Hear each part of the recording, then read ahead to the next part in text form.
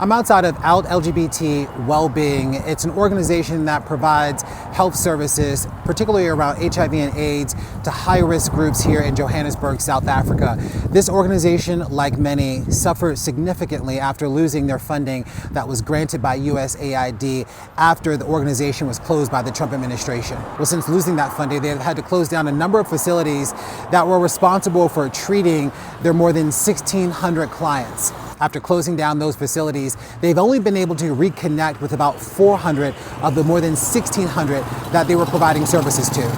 What USAID allowed us and the successes that USAID accomplished, what we accomplished with that funding, is that we could really go into communities, work within high-risk networks and do health promotion and get people into care and keep them into care.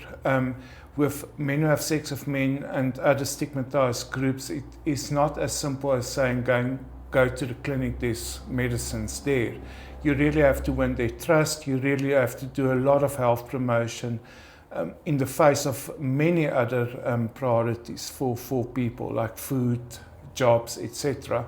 To get them into healthcare. So the funding allowed us to do that. In each of the sites that we worked, we had roughly about a quarter of the positive men who have sex with men of that specific city in our program. So we got a healthy chunk of affected men who have sex with men of HIV in our program. And we had to do a lot of work to keep their trust and to keep them in care.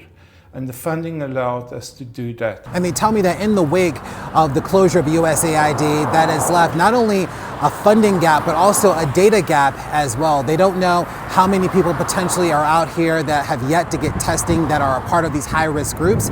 And they call this information gap and this funding gap really a ticking time bomb because of what the threat could pose to healthy populations and how the disease could reignite here in this country.